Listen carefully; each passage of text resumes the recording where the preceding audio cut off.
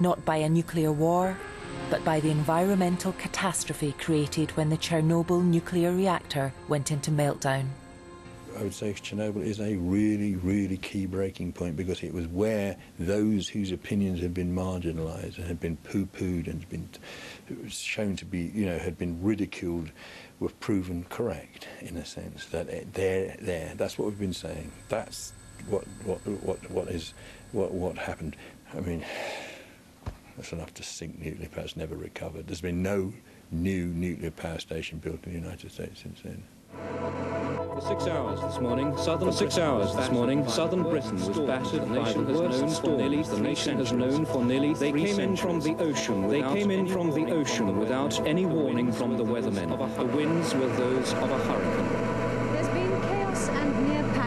There's been chaos and near panic in the world's major stock markets today. Stockbrokers' screens in London flashed red as more than £50 billion was wiped off the value of shares. The worst day.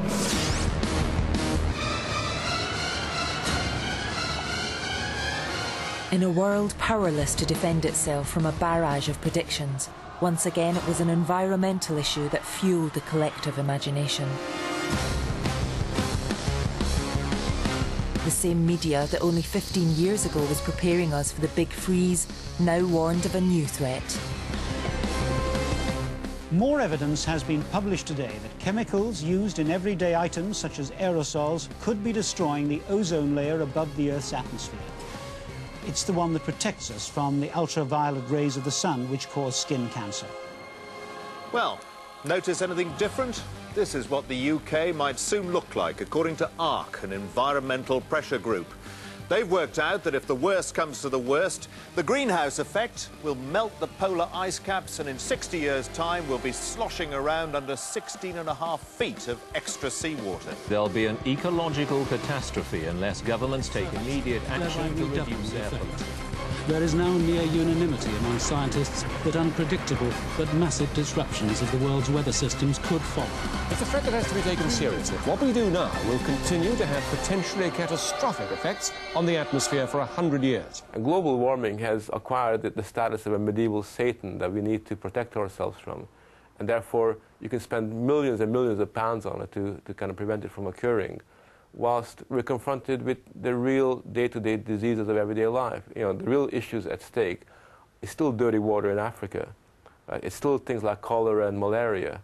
We are dying from 18th, 17th century diseases, and instead of dealing with those issues, here we go off on this hypothetical speculative problem, which has become very, very fashionable. And anybody that raises the slightest question as to whether there really is a problem here is immediately accused of being in the pay of big business, or being some kind of moronic eccentric who doesn't understand the obvious. There is an enormous amount of money now put into global warming research, and the reason for that is global warming is a catastrophe. It's one of the worst, if not the worst problem that our race has ever faced. Now, there are some people who are still holding back against global warming being the result of human activities, but if you look at their occupations, very few of them are climate scientists. Most of them have got vested interests. Some of those people are the sorts of people who will say, well, this research is being funded purely because people are talking about catastrophe. But global warming is a catastrophe, and that funding is completely justified, in my opinion. Scientists once again sought to convince the world of the imminence of our global destruction, supported by a new generation of computer technology and a disaster-hungry media pack. But by the late 1990s, the next threat was an amalgam of techno-fear and media hype. So what precisely will happen on January the 1st in the year 2000? Well, apparently anything that has a chip will stop working. Stuff like this. Palm-top computers, they won't work. Radio alarms, now these won't work either. Credit cards will stop working. Aeroplanes, with 35,000 date-sensitive pieces of equipment on board, they will just tumble from the sky. I could never take the millennium bug very seriously because it seemed so ultimately trivial that it was to do with just a bit of programming work on a particular clock. But, on the other hand, maybe I was mistaken. In the sense that what it did reveal was how quite a large number of people thought how complex and how hair-triggered the system was, that it depended upon a time mechanism within a computing system, and that so many systems are reliant on a very, very hair-trigger set of interconnections and grids and networks. The BBC were so convinced of the crisis, they brought in analysis guru Peter Snow to illustrate and explain the situation in a live studio countdown to the new millennium. But actually, are we that much at risk in Britain? Well, we've already spent £25 billion to beat the bug, and the government have established 3 levels of alert. Amber for some risk, red for severe risk, and blue for no risk identified so far. So let's look at how Britain's main industrial sectors have met the bug challenge.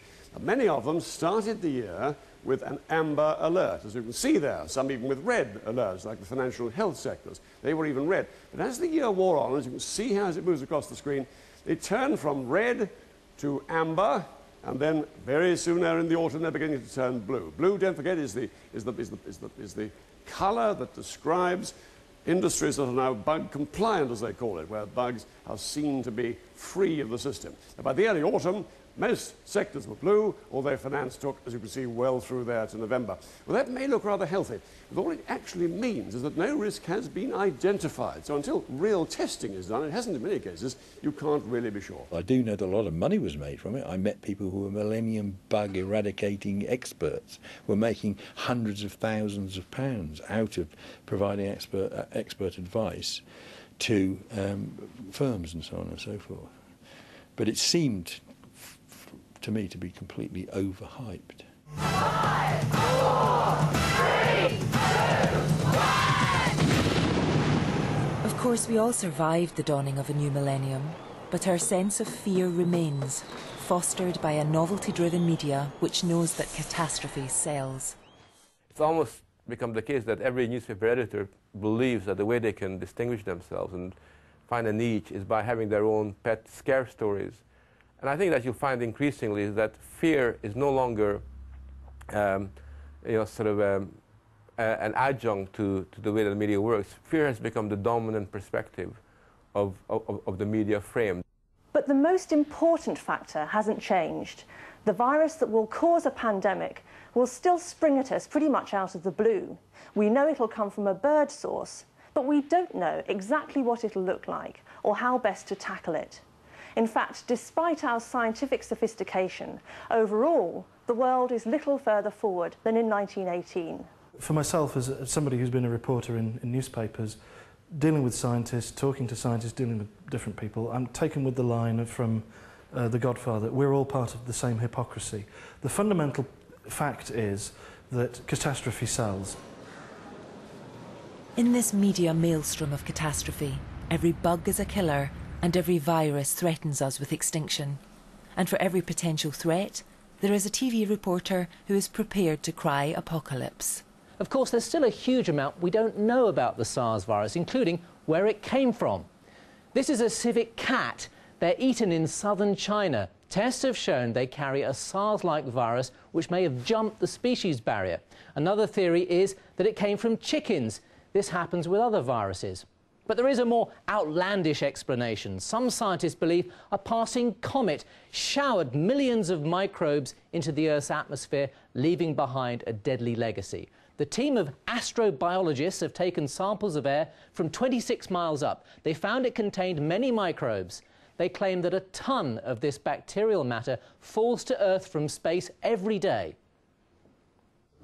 I think it reached us through comets. Comets carry microbial material in our theory, and the comets deposit this material in the upper stratosphere. It falls through, it is blown in the winds, and, as it were, and the first fallout in the case of this SARS dust was over the mainland of China.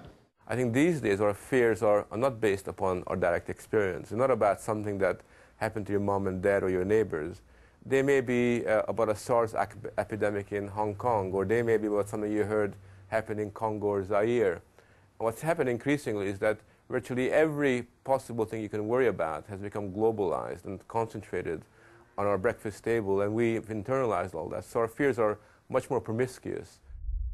And most recently, many scientists are returning to the Old Testament belief that our ultimate destruction will come from the heavens. A giant asteroid is on a collision course with the Earth and could crash land here in less than 17 years.